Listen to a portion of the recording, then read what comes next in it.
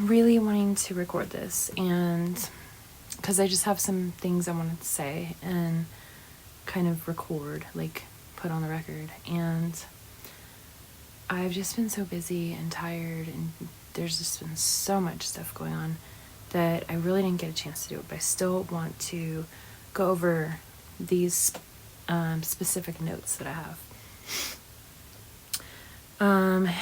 The topic was Sun entering Libra, fall equinox, and Libra season of 2025, and the first part of the eclipse season of 2025. So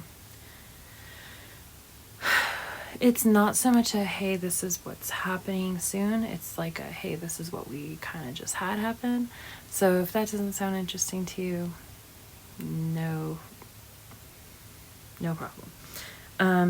But I just wanted to get these concepts and ideas out. I wanted to discuss them because the energies truly are still here and very influential in our lives. So these are things that are going to be going on for quite a while. So, okay. So officially, hello and good evening, or whatever time of day it is. My name is Molly. I do astrology. I do Western tropical astrology and lots of other things. And I am, if you're interested, I'm a Sagittarius sun. I am a Libra moon and a Gemini ascendant. Also, I have a Sagittarius stellium, and I also have a Libra stellium. So I am a mess. So here we go. What I wanted to talk about was Libra season of 2025, what's been going on.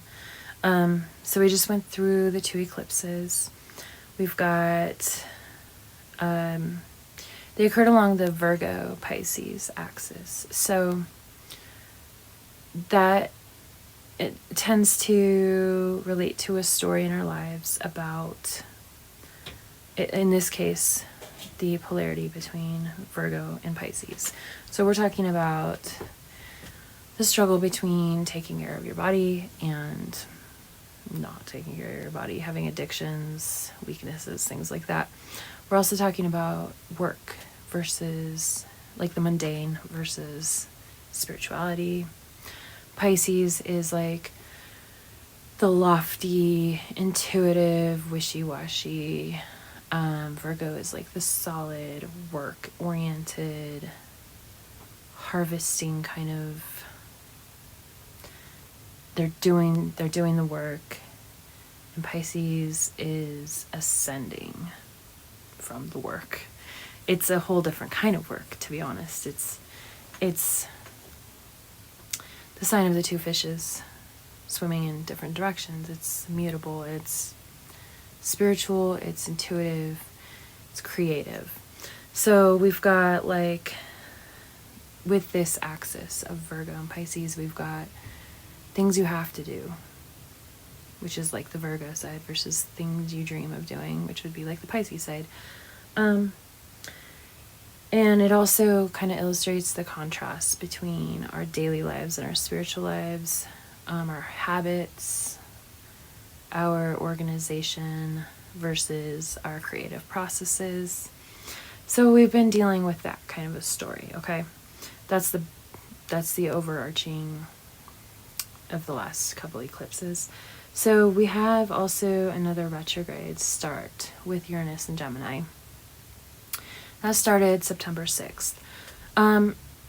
Any kind of retrograde, we're going to see our energies kind of turn more inward and be like a, the energy is like the the direction of the energy kind of starts turning inwards, it tends to be more reflective. So that is the first part. I'm going to stop there. Okay, so with Uranus and Gemini, we're looking at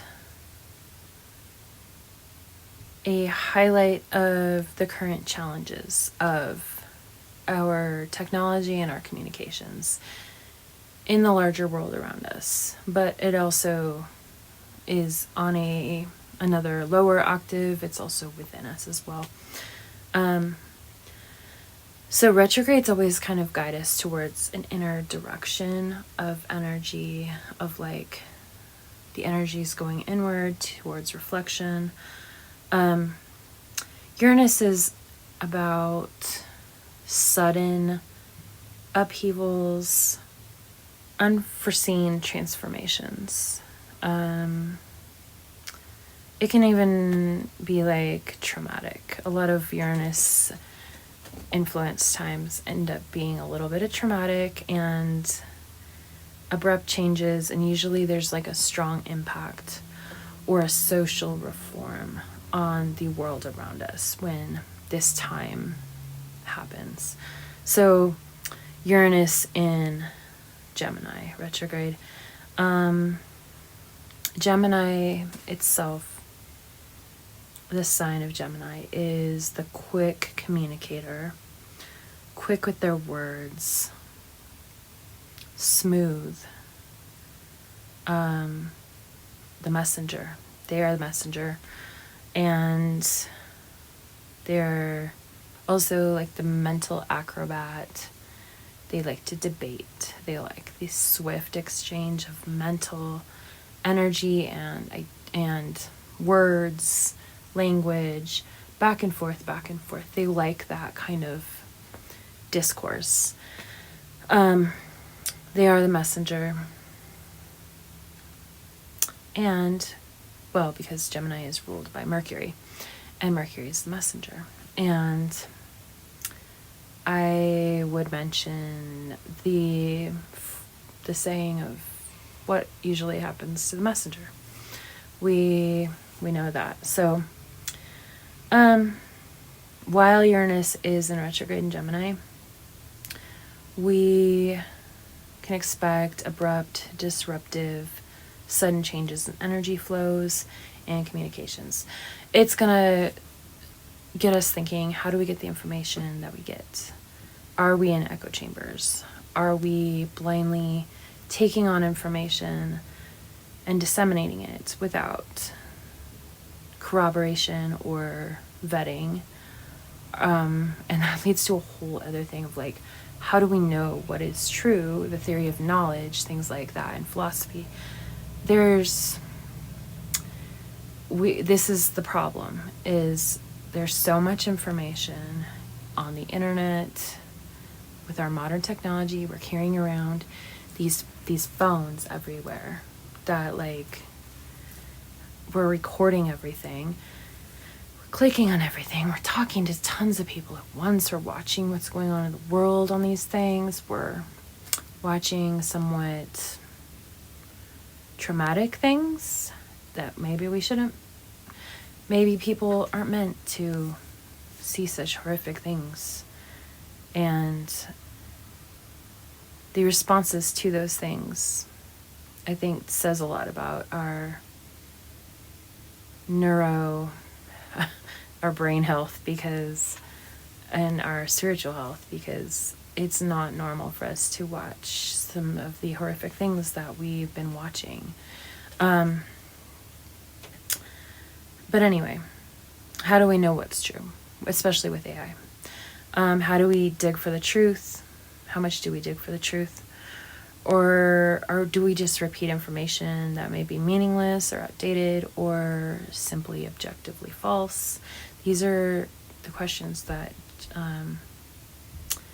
Uranus and Gemini raises. And where are you? Where are you on this spectrum? Are you trying to find sources of information that don't cause you to have to do endless research every time you get some kind of news, or are you not even sure? Like, are you just kind of tapped out? Like, it's all, it's all valid, honestly, because it's really hard to work and have a family and have your own creative life and also do all of the work of journalists, because who can we trust at this point, right? So it's a lot. This world of technology and information right now is very sketchy. There's a lot of emotional labor. There's a lot of discernment, and there's a ton of skills that are necessary to even begin trudging through the mess that is the internet and the news and the media. So anyway, let me stop.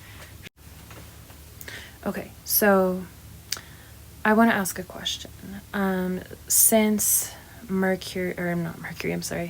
since we've had this retrograde start with Uranus and Gemini, September 6th, 2025, has your relationship with truth or communication changed much since September 6th, 2025, or around that time?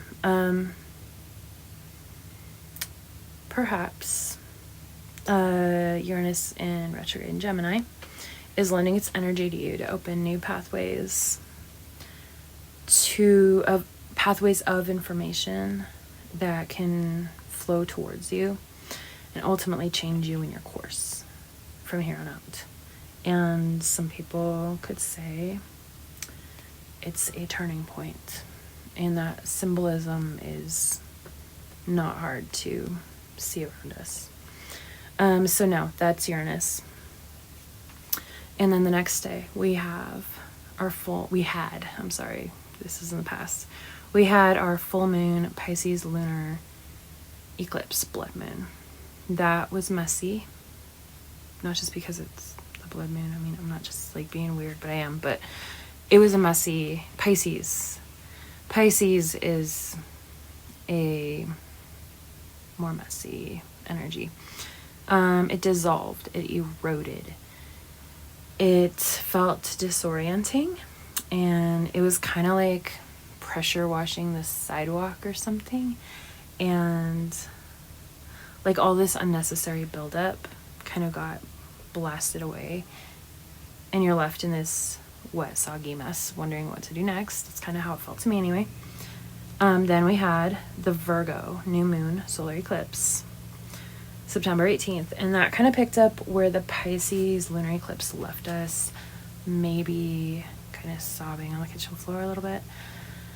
And this new moon solar eclipse in Virgo was like, it picks up the mess and it starts mopping with it. And it's like, let's get to business. Let's take care of our bodies, our spirits, our routines, our health. You got this. There's a light at the end of the tunnel. It kind of wrapped things up energetically. So that allowed us to create lasting frameworks and foundations for future growth, because it did build up and then display for us. Like, it allowed us to see so clearly the minutia of daily life and how that is literally how we build towards goals and health and lasting changes.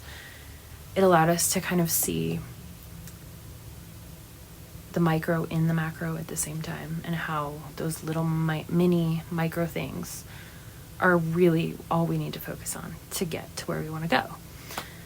So Libra season begins. We've got September 22nd, the first day of autumn, first day of Libra season. So then we've shifted into the dark half of the year, and this is one of the times that they call like a liminal time, where we're crossing a threshold. So we're crossing from the light half of the year to the dark half of the year. If you divide the zodiac into like a circle, like a pie cut in half, we're now in the dark half, starting with Libra season. That's when it starts. So when this occurred, Mars entered Scorpio.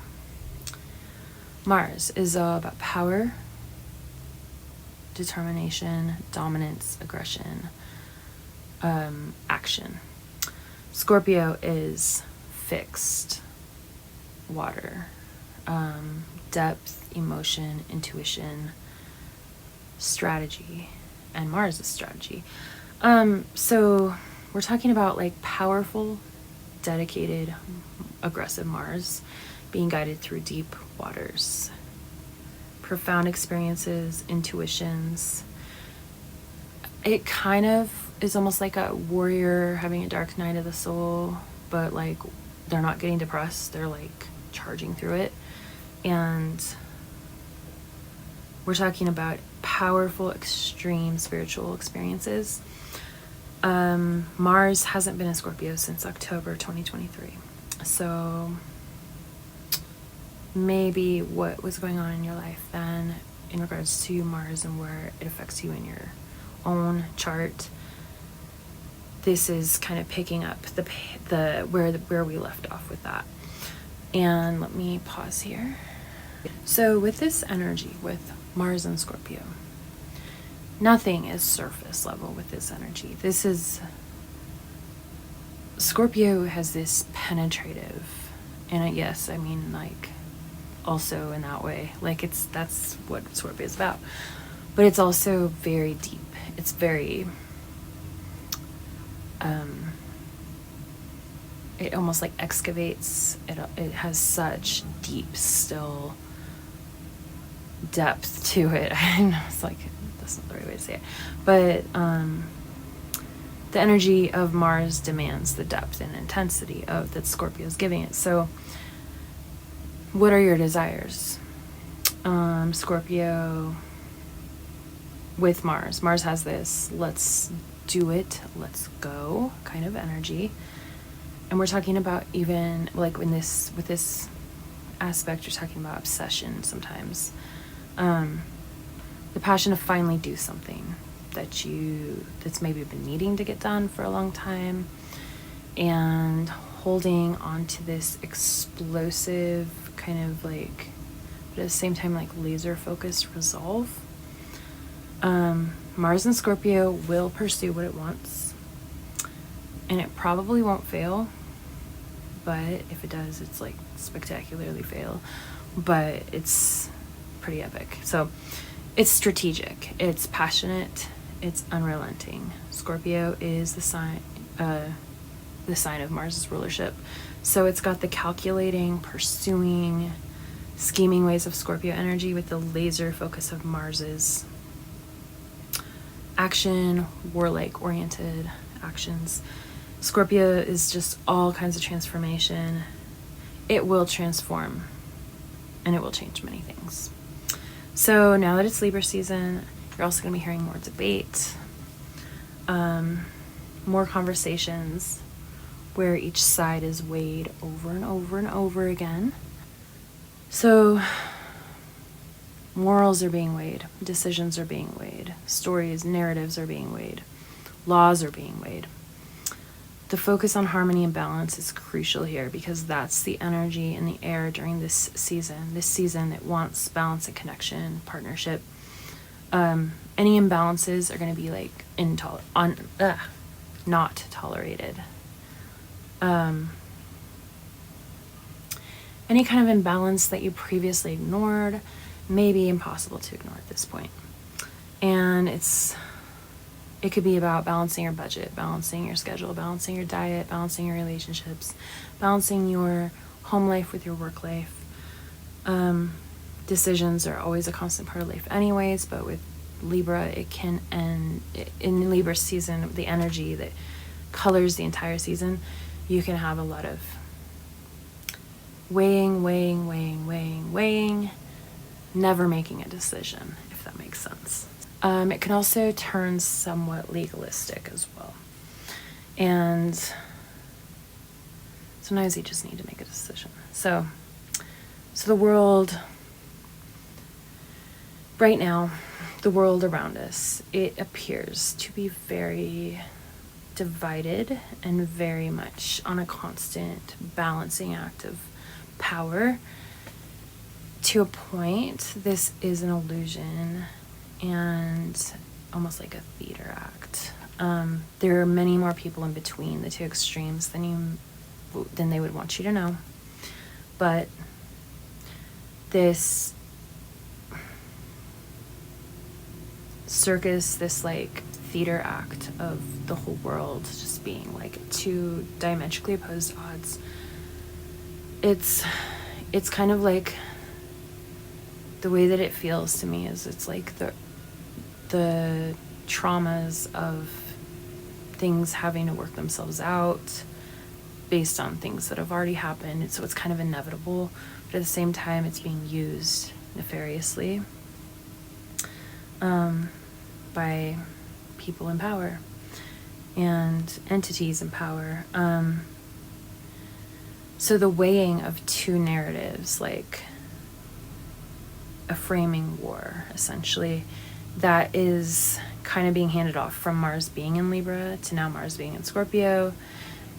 Depth is required now. Transformation is required now. We are not sloppy anymore about this. So coming up, we also have the Hunter's Moon, full moon, October 7th, 2025. That is a full moon. Full moons are always about endings and culminations and wrapping things up, arrivals, fullness, harvesting, even ideas coming to their logical playing out, their end. So we have that, and then we have Pluto stationing direct again, October 13th. We, at that time, the way I see it is we can expect some external manifestations of previously hidden power dynamics coming to light, and previously hidden or difficult to see structures of power. Things that have been growing in the darkness, things that have been fermenting in the darkness of the soil will start coming to light. They'll be unearthed very soon. The things that have been in the underworld will start coming back up. And in a way, this could end up being almost like a late harvest, like a last hurrah kind of harvest of previously hidden truths and experiences. I honestly don't know what's going to happen, but I feel like big things are going to be revealed, and it's going to either, I'm not sure what the effect is going to be, but I feel like these big structures are going to be lit up and excavated, essentially. And then we've also got Neptune shifting back into Pisces in later October. And we will deal with that when it comes.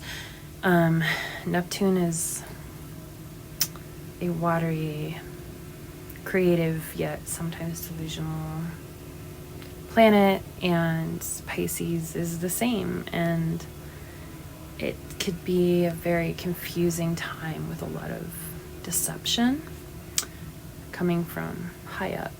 And then we'll deal with that when it comes. And then Mercury is going to be going retrograde again, but we'll get there when we get there. So I'm going to cut it there. And yeah, sorry I haven't been on here much. I've been busy with jobs and lots of stuff changing, lots of interesting stuff happening. And I'm trying myself to create some sort of working, like a schedule where I can balance more of my creative and my interests with my work schedule and my life and everything that demands my attention. So it's the same theme as what we saw with the Virgo Pisces polarity, and I'm working on trying to reorganize a lot of things. So hopefully I can get that locked in and I can kind of work on this more. I would really like to. I'll do though, gosh, I'm like sweating. I'll do what I can though, and then I'll push harder and even do more than that. So, and I totally forgot like any of my so I forgot like the crazy things that I tend to say at the end of these videos. So this is just gonna have to kind of be it, I guess. This is crazy enough, right? So I'll be back soon to do some October astrology. It's going to be an interesting month. This year has been very dynamic, if that's the right word. Like, there's been so many energy changes, so much happening, so much activity. It's been a very transformative year. Pluto's going to be doing some more stuff, so we're going to have fun. We're going to talk about it soon. So you guys have a good rest of your day or your night, and thank you so much for watching. And if you do like what I'm putting out, or if you don't, tell me. I literally tell me whatever you want. So yes, blessings to you, and I'll see you next time.